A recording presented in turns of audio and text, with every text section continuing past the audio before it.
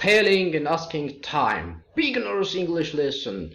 Hello there, how are you? Welcome back to my lesson. In this lesson, we are going to talk about how you can tell and ask for time in the English language. We are going to focus on expressions, vocabulary, and time formats that are used daily for telling or asking time. So in this lesson, we are going to focus on four main sections. First, I'm going to give you vocabulary that are words related to time, and then I'm going to focus on expressions. We start with how to ask for a time, then we're going to move to how to tell time, and finally I'm going to give you a practice session with dialogue that talks about daily routines. So let's start. First, we are going to see vocabulary. Let us see some important words related to time. I'm going to focus there on their meaning. These important words in the English language for telling time or asking time. Let's start with the first. Time. Time is the part of existence that is measured in minutes, days, or years. When it comes to clock is refers to a device for measuring and showing time, usually found on a building. It's not worn by a person on our hand. That is the difference. When it comes to o'clock, it's used after a number from 1 to 12 to say the time when it is exactly that hour. For example, it is 2 o'clock, 3 o'clock, blah blah. You can say hour. It is a period of 16 minutes. There are 24 hours in a single day. Let me get the second part of vocabulary. First, let us see minute. Minute refers to one of the 60 parts that an hour is divided into consisting of 60 seconds. So that means there are 60 minutes in 1 hour. When it comes to second, it refers to a short unit of time that is equal to 16th of minute. For example, there are 60 seconds in 1 minute. Half refers to either of the two equal or nearly equal parts that together make up a whole 30 minutes. For example, is and half an hour. Quarter, mostly we use quarter and half when we tell time. That's why I'm focusing here. It refers to one of 4 equal or almost equal parts of something. 15 minutes, for example, is a quarter of 1 hour. Now let's come to the second part. Firstly, I'm going to give you a sentence, and then based on that, we are going to figure out what words will come. I'll meet you at 9:30. This means 9:30, or in 24-hour format, that is 21:30. So half past. When you say half past a particular hour is 30 minutes later than that hour. That's what it means. I'll meet you at 5:15. When I say this, it is 5:15 or 15 minutes after 5. So quarter past means quarter past is 15 minutes after a specific hour. Let me give the third sentence. It was a quarter to 6 when I left. This means 5:45, or it means 15 minutes before 6. So quarter to means 15 minutes before a given or specific hour. Let's move on. Expressions. This is our second part, and we'll start with asking for a time. How do we do that? So there are ways to tell. For asking about time in English. First, let us see the ways to ask about time. So the most common and also the easiest way to ask about time is the expression, "What time is it?" However, if you meet a stranger on a given situation, and if you use this one, it becomes awkward or rude. So we need to have some magical words to help us achieve politeness. So polite expressions will be the following two expressions that you can use in your daily conversation. Excuse me, could you tell me what time it is, please? Excuse me, could you tell me the time, please? Don't forget always to use these magical words because it gives you formality or politeness. After the guy tells you the time, you better say thank you too. Don't forget this one. Let's continue. Ways to ask if somebody has time or not is the second section. So here, if you want to first ask if the person has got time or not, you use these two expressions. Do you have the time? Have you got the time? So this is how you can ask, and then proceed to asking the time. Now let us come to the second part. How do we tell the time? So telling time is a little bit more difficult. Firstly, we'll see some new words about a clock so that you can be more familiar with words we will see below. Let's start with the first. First, let us see how you can count at time if you have a watch or if you use your mobile phone.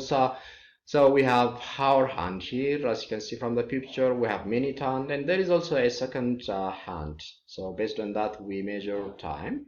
Let me come to the first part.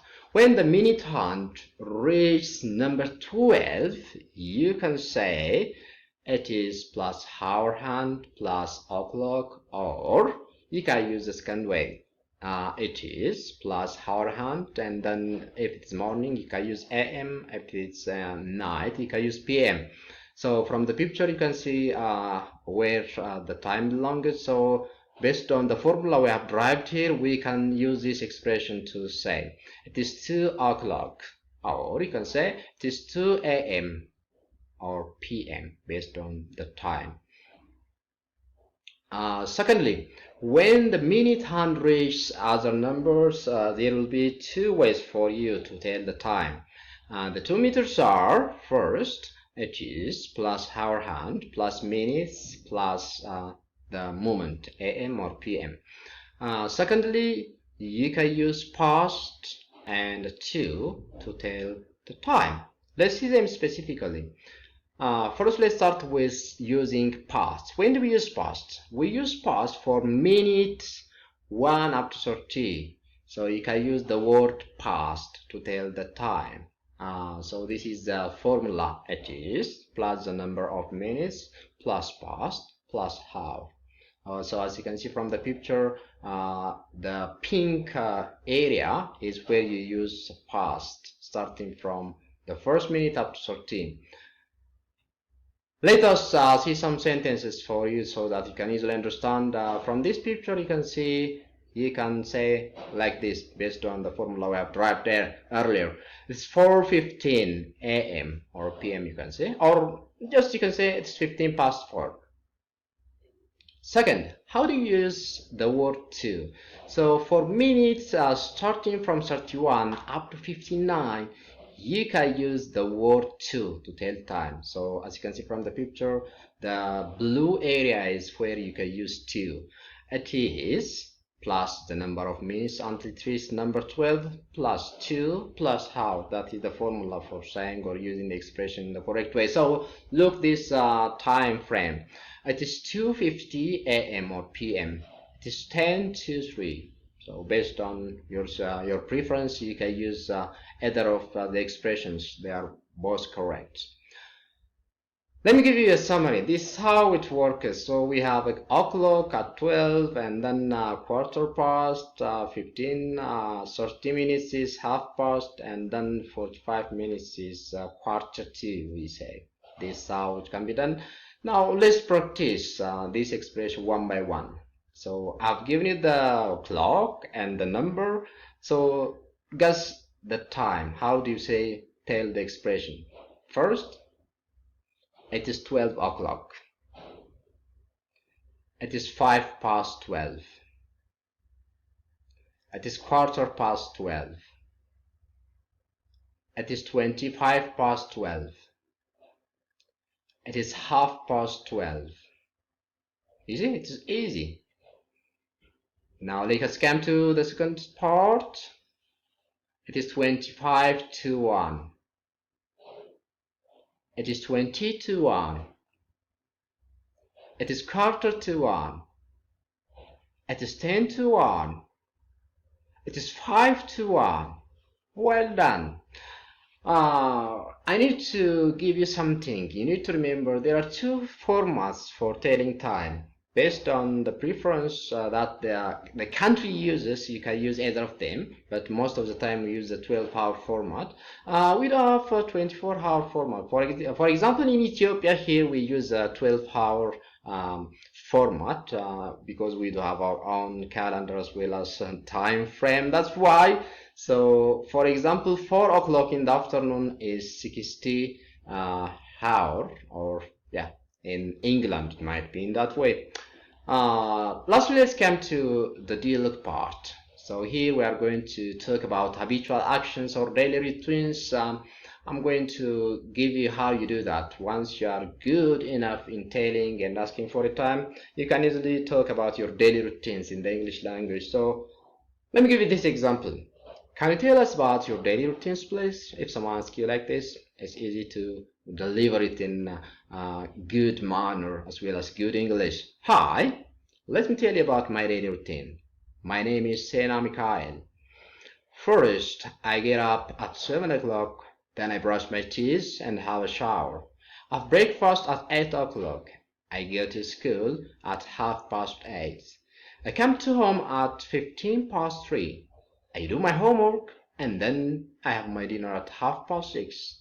Next, I watch TV and then I go to bed at 9 o'clock. So this is how you can tell your habitual actions or daily routines easily once you know the importance and the way you use time in the English language. So this will take us to the end of our today's session.